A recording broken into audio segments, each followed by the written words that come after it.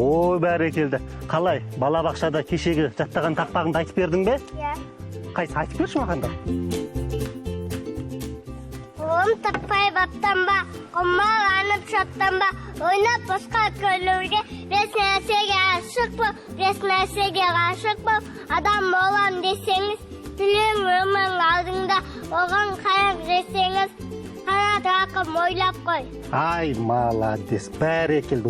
Осы кішкентай баламнан бірдеңе шығады. Сен керемет. Осы сенің жай жасты кезінде мен тіпті Абайдың бір өлеңін жатқа білмедім. Ал сен қазір қараш, балабақшаға барып жүріп, Абайдың қалай бір тамаша өлең жаттап алғансың. Ай, бәрекелді. Тура өзіме тартқан. Барлығын жаттап алады, бірден жаттап алады. Ей, Аманжол, әкмесе күректе бол тез. Әй, мына тентектің жүрісін ай. О, тентек.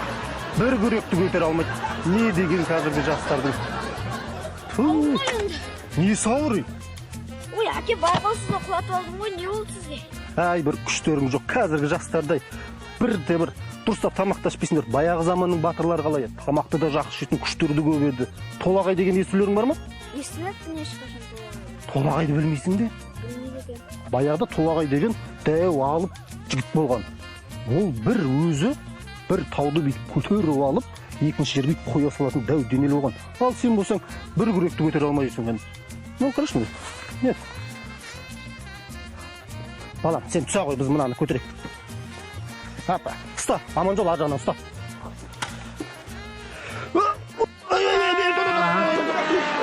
бел болмай қалды. Белім болмай қалды. Қой, мен кішкен барып, үйге барып жатар тұрайын. Өздерің мына жерді неғылып жіберіңдерші. Ой, кеттім. Ойбай, белім ұстап қалды ғой. Толағай дейді ғой өзің. Ет көмектесші.